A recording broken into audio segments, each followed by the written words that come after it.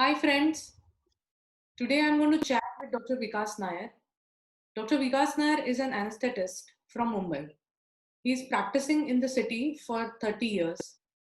Dr. Nair completed his education from Grant Medical College and JJ Group of Hospitals, and later on from Lokmanya Tilak Municipal Medical College, that is Sion Hospital.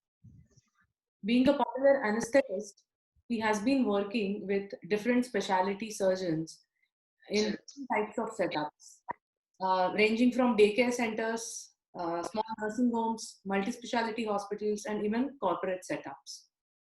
He has also earned a degree in law, and often many doctor colleagues seek his guidance and advice regarding medical legal cases. Dr. Nair was also a convener of the medical legal committee of local IMA body. Welcome, sir. Thank you, Dr. Gauri, and greetings to all of you. I Uh, should congratulate you for this wonderful initiative that you have started, the Doctor's Diary, which I think will help both the doctors and the general public, the layperson at large. And also, congratulations for having started the digital portal, the health portal earlier, Vital. So you are definitely a very enterprising person over thank and above that being a very good gynecologist. Thank you so much. Let's begin our chat. At the outset, I want to ask you, you are into practice, private practice as a freelance anesthetist for 30 years, which is a big time. And you have been working with many doctors. So do you perceive any obvious change in the practice scenarios uh, from the time that you started your career and today in 2020? What is your experience? And I would like to know your views from both patients' perspective as well as the doctors. So, So that's a wonderful question, Dr. Gauri, to start with. Uh, Let us talk about the changing economies then and now. So 30 years back, I too was a partner in one of a small private nursing home at Ghatkopar. That was around 30 years back. So what I have seen the difference between that time, both the economy wise, both from the patient point of view and from the hospital point of view, I would like to tell. So from the hospital point of view, since the place was a small nursing home, right. the number of staff required was less, licenses required was less, and the capital investment, the initial capital investment was not so huge. And so all in all, so much was it was of a limited nature. The investment, the other maintenance, etc., etc. And back then in 1990, the general practitioner, the family doctor was the prime person to whom every person would go for any minor, intermediate, or major ailment. Nobody would rush to a specialist or a super specialist like they do today. Okay, the family doctor was supposed to be the ultimate person to whom a patient would go. He was like a family member. There was a lot of bonding and trust between the two of them. So, in spite of all this, if the family doctor felt that I, as a patient, needed some specialist care or a super specialist care, then I would be sent to a super specialist or a specialist. Now, in those days, even the consulting rooms of the specialist or the super specialist or even that private small nursing home were all small functional units without any fancy frills, nothing, no AC, no music, no TV, nothing, as compared to what people expect today. And to top it all, the consultant would take a detailed history. They had a lot of time then. Even the patients and the relatives had a lot of time. Do a proper detailed clinical examination, and then if they feel, they would throw in a few tests to corroborate with their diagnosis. So all in all, smaller investment, no frills, and more time, no sophisticated equipments, and all that made the initial investment from the hospital point of view also less, and the same thing was passed on to the patient. So the patient would also find the entire thing affordable. So much so, I remember when I first started practice in 1998, consultant surgeon would charge somewhere between 150 to 200. It has grown up 3 to 4 or 5 times now. Okay, admission to a medical ward for any medical ailment would be a somewhat 3,000, 5,000 for a stay of 3 to 5 days. That can hardly be seen today. So that is the change. And then there was corporate hospitals, but only people with insurance could afford all that. And at that time, there was hardly people who take health insurance. So forget going to the corporate hospital. But as things change over this 30 years that I've been watching, people now want more and more. So the amenities they want more. They want an AC. They want a TV and whatnot. Whatever you give, it is all less. So they want better, sophisticated diagnosis or treatment with sophisticated instruments. No, all that costs money. So that is why the treatment then and now there is a difference money wise, economy wise, almost from by say 4 to 5 times. There are at least 3 important factors which I feel has led to this change from the low economy to the present change in the economics. The most important factor which I felt was, or which I feel is the liberalization which happened in 1999 by the then government of India. So what happened was, because of this liberalization and globalization, the economy opened up very wide. There was a wide opening up of economy. A lot of disposable income was found within the middle class people, and they had a lot of money to spend, especially the middle class people, to buy anything, including good Western medical care. Okay, so we should remember at that time, or even till today, the GDP spent by the government on healthcare is only around 1 to 1.2%. Right. 70% of the people, especially in the cities, would go to private healthcare to get their medical ailment and treatment done. Okay, so at that time in 1999 and 1991 and the following years, people thought that social fabric is done and dusted with, and then started the capitalistic age, where people with this money fancied ki if I have money I can buy anything. So I want the best of everything, amenities, instruments, procedures, etc., etc. Why should I not get? A survey then in 2004 found that around 7% of the disposable income was spent on medical care, while in 2009 it went up to 14%. Okay. And it almost doubled to 2000 to almost 26% in 2014. So such was the impact of globalization on the changing economy. So, sir, you very rightly pointed out the change year was somewhere around 90s to 2000. That particular 10 years witnessed a paradigm shift from the way people live. And when we say the way people live, the healthcare and the facilities they would go in would also change. That is the time that India and probably cities like Mumbai started seeing more and more corporate setups, lavish hospitals, where the concept of hospitality came into the patient care. But going with that, do you feel that the attitude of the patients also change from a care seeker to a customer or someone who is coming to a shop with a lot of options and he has to pick and choose? Yeah, so like I said before, the second factor which actually made up all this was the explosion of internet in 1996. Now, the state-owned or the government-owned BSNL was started in 15th August 1995. What happened was it threw open a vast kingdom of information. So people started lapping up everything which came up on the internet. But people should understand that information is not equal to knowledge. Okay. You should always trust and believe your doctor. A doctor has spent many years studying hard, putting enough years in the ward, and then equal years during practice, so as to understand and differentiate between the crap information which is available on the net and the true thing which can help you as a patient. So it is commendable that you are going to learn more and more about your body, the drugs that you are going to consume, how it is going to help you. But don't try and look at the doctor suspiciously. Don't try and feel that I know more than the doctor, because this destroys that narrow bond of trust and mutual understanding that you have got. And that around 1996, so around the same time, the Supreme Court upheld the fact that the medical profession is under the ambit of the Consumer Protection Act in the IMA versus VP Shanta case.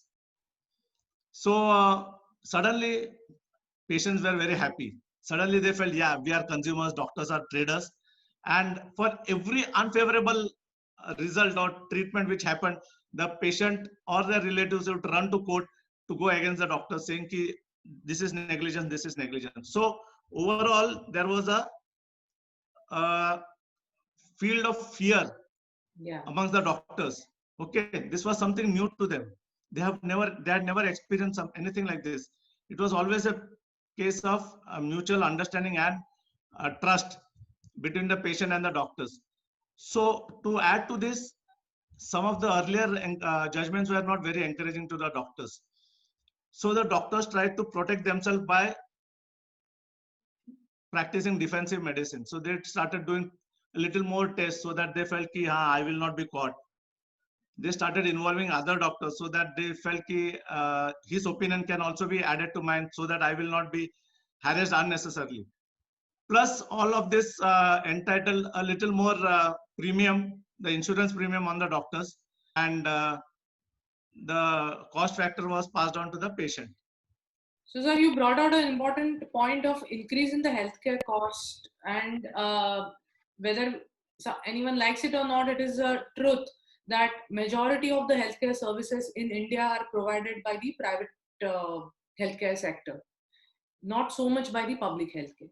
When we look at the private healthcare, obviously it is an added expense to the common man when he seeks any kind of medical treatment and health.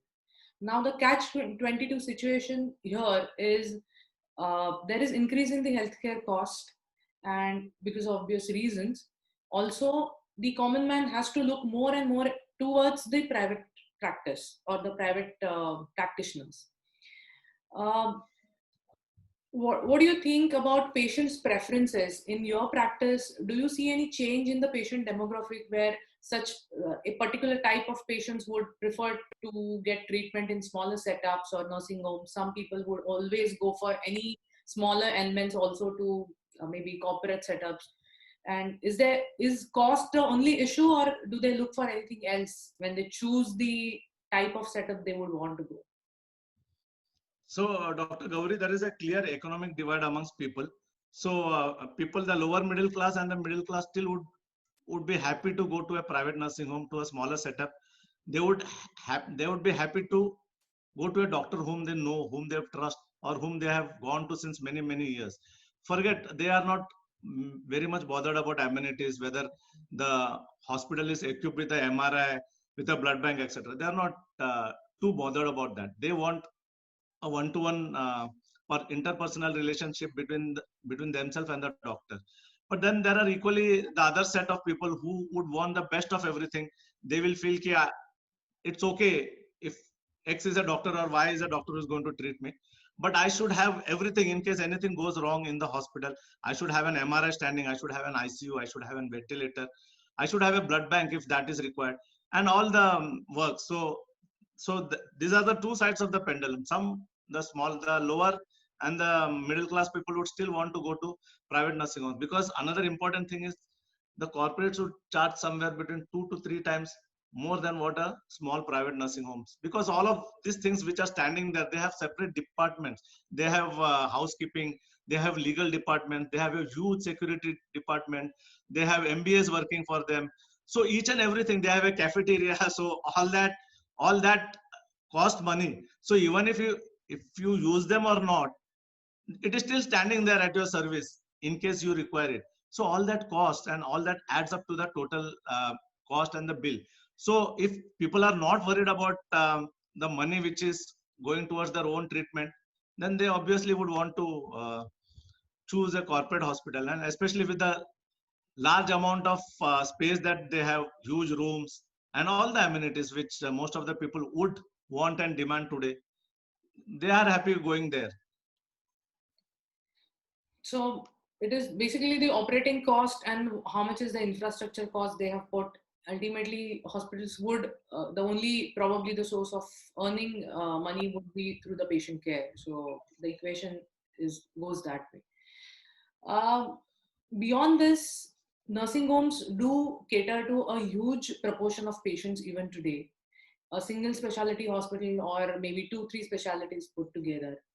But with this new generation of laws, new generation of practice scenario, do you feel there are any limitations to which a nursing home can cater, or particularly a single doctor-owned nursing home? Do you feel that they have a very, very limited role in patient care and what they can offer to the patients? Yes, there are certain limitations of a small private nursing homes. Number one is the amount of staff that you get, the amount of qualified sisters, IABIs, and other technicians are a little limited in number as compared to the corporate hospital.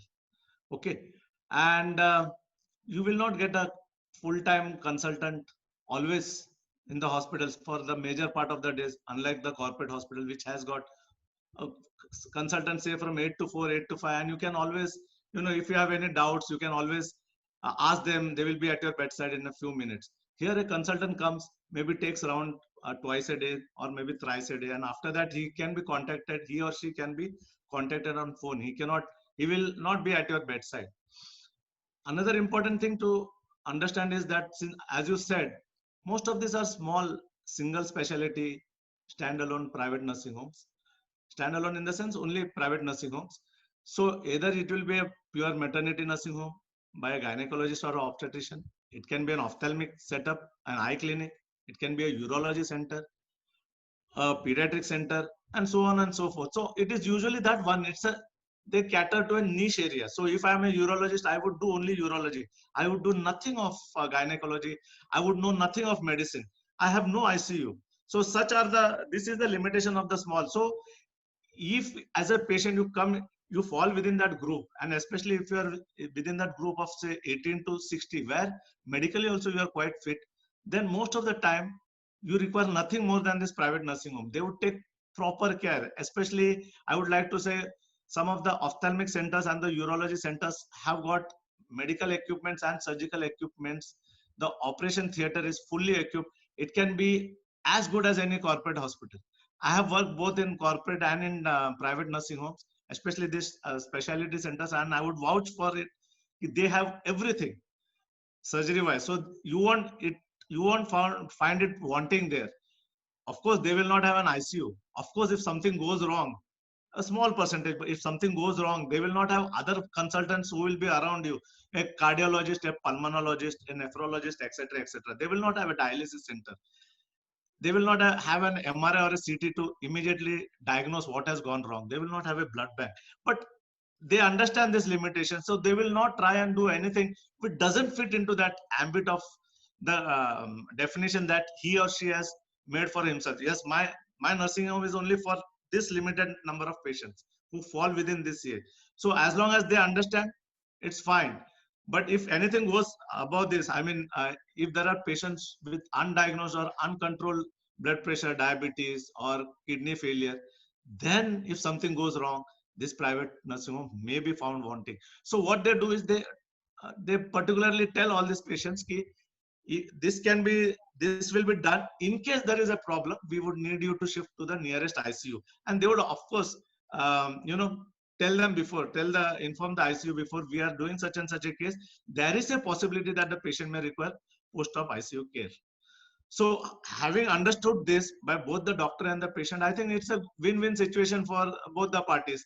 The patient wouldn't otherwise spend a lot of money for paying for just those standbys, which will most of the time not be required. So there is a limitation, but having said that, you can move around if both the parties understand what is the limitation. Right. So, sir, you mentioned it very nicely that these nursing homes and smaller setups basically work with cooperation with the other colleagues and doctors who are practicing in the close by areas. So whenever there is any need, they can always have tie-ups with other specialties and doctors. And probably 20 years back, when there were not many corporate setups, this was the way of practicing in Mumbai. and Absolutely, similar absolutely. things. Till all this corporates came up. Yeah. Right.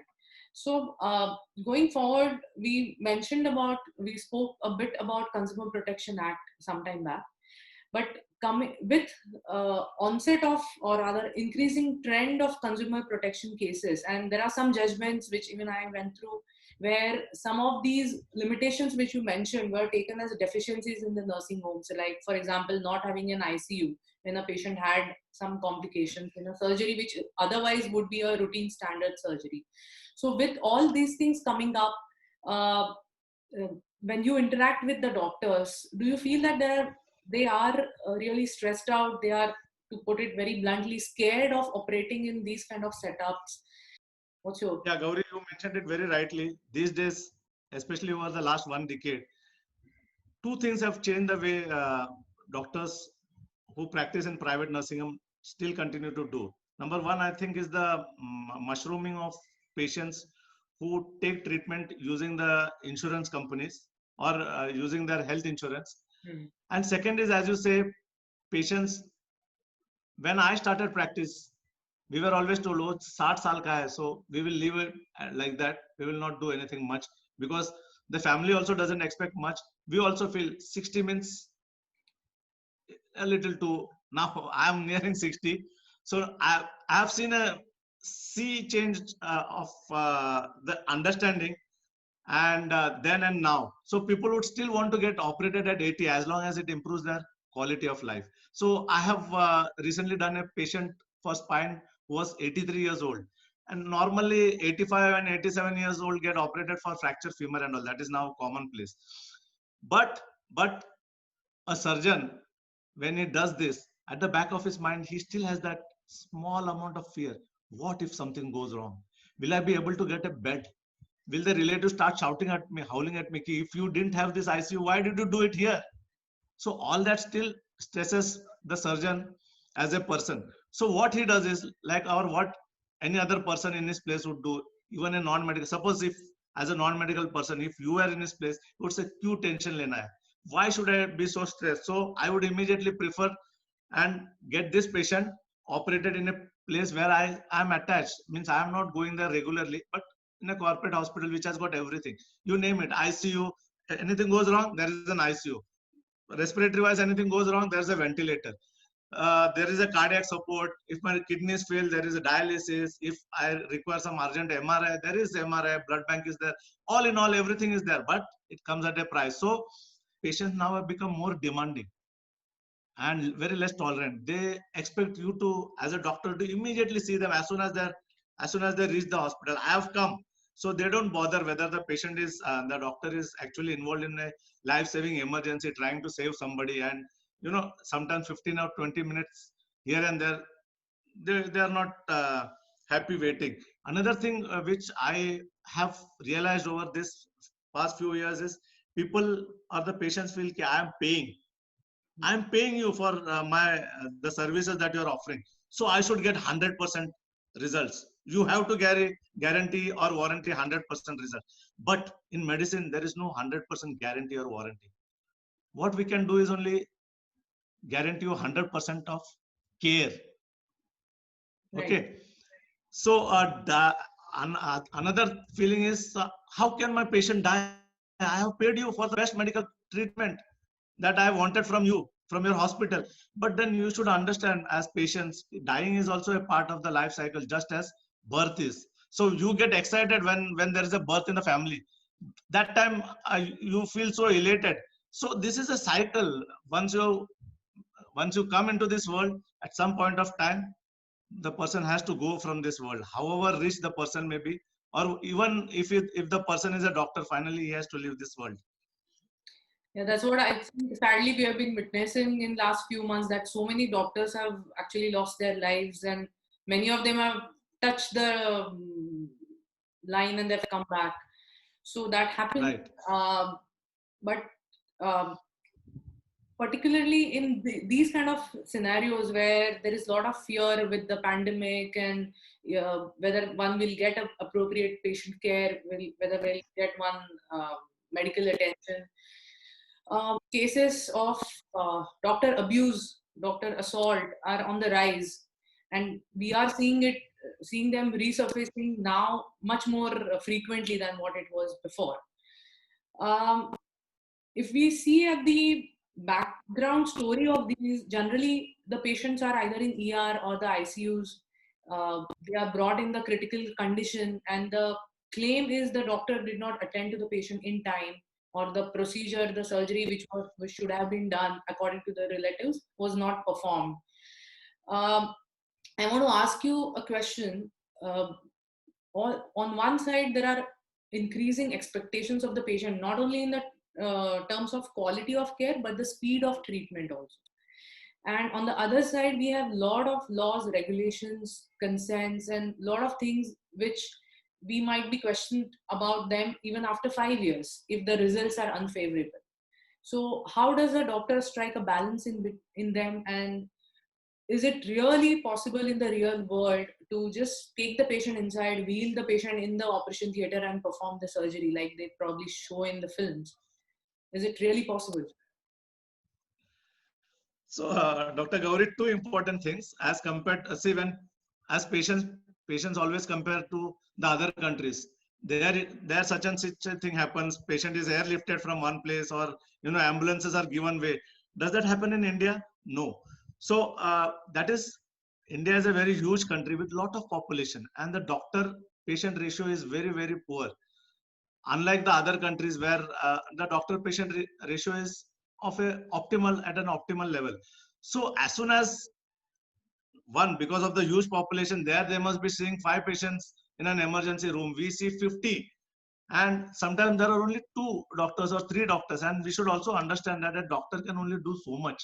Correct. He requires support from the others, from the paramedical staff, from the technicians, from the IABIs, and from the physiotherapists, etc., etc. So, and he is thought to attend to the most serious or the most critical patient after triaging all the patients who are near him. So he will feel this patient requires the maximum attention as of now at this moment. So he will leave all the other patients and try and attend to that patient. Now, unfortunately, if patient number X has come there with a politician or a social worker, he will feel that I am left out. This doctor has not attended to me, and he feels I have lost my importance. So this leads to this outburst of emotions and violence and other things.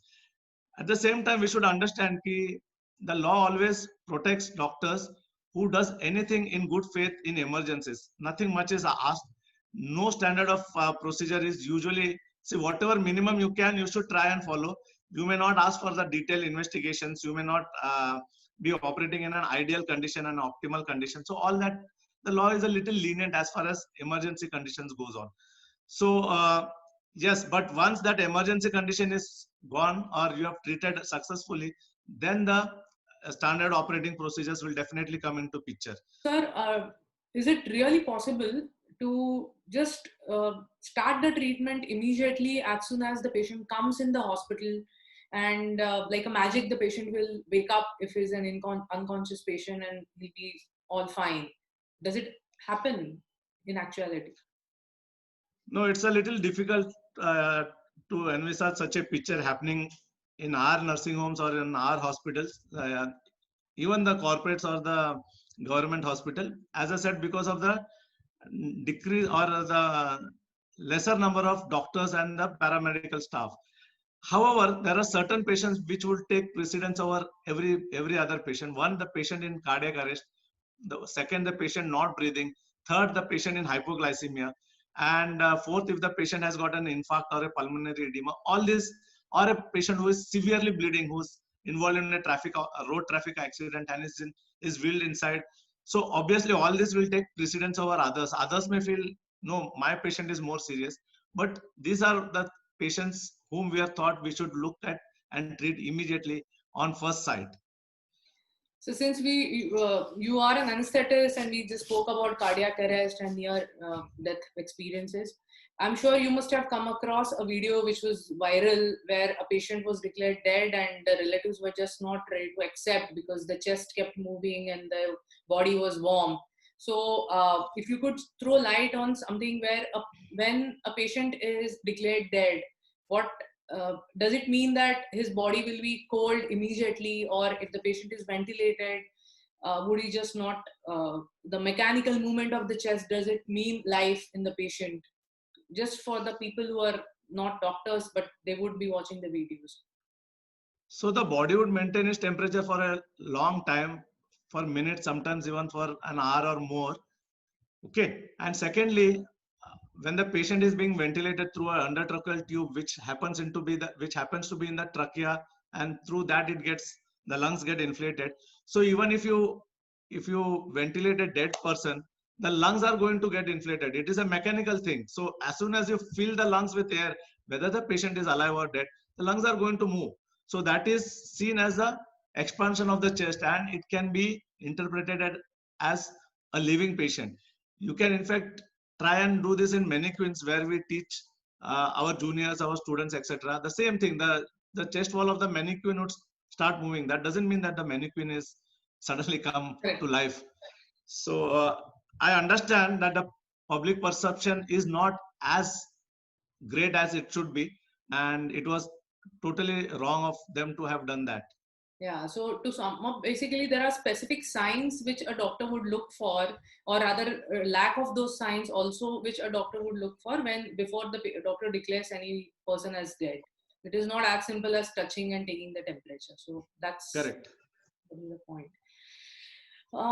So looking forward in future, what do you think, maybe if you take a span of 10, 15 years from today, in 2030, 2035, one is, what do you see, how do you see a structure of a medical practice here? Would it be the same as it is now? Would you anticipate any particular changes? The number of cases against doctors have increased by almost 110% each year, except for some particular reason in 2019 where it did increase so much. So the patients have become more aware, or they feel every unfavorable outcome of the treatment of any procedure or simple treatment itself means negligence, which is not the case as the law understands it. Because of this, even the doctors now don't want to take any risk. Initially, what would happen was, we would say this patient cannot afford so much bill of a corporate or of in general big hospital. So let us try and help him out, and we will try and reduce our charges. We will ask the nursing home owner to reduce their charges and try and help the patient. But now the patient doesn't understand all this.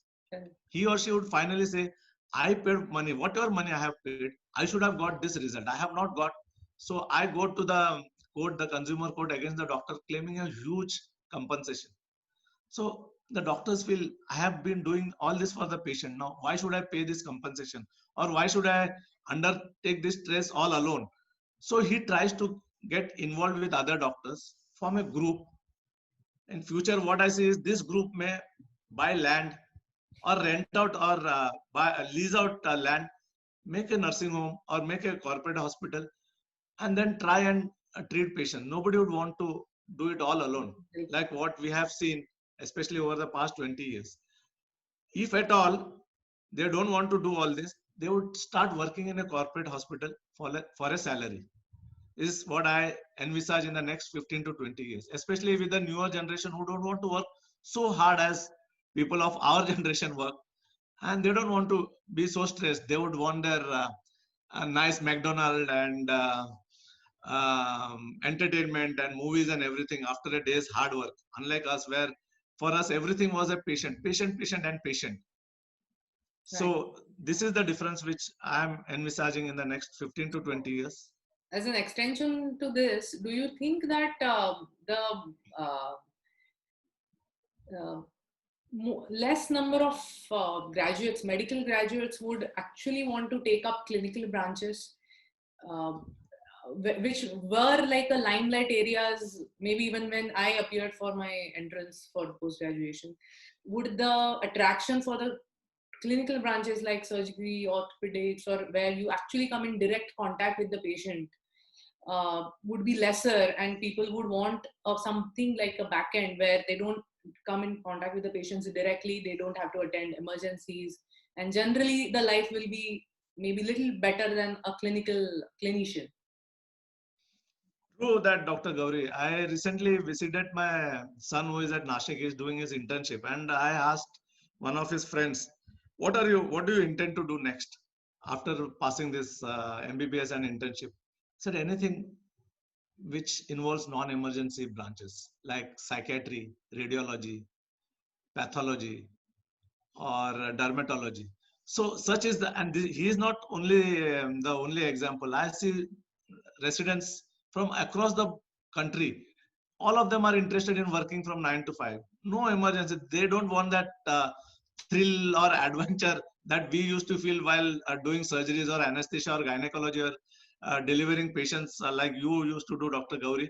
That thrill of trying to help a human being in need, in pain, etc., is lost on them. Why? Because of this. I think because of this added stress.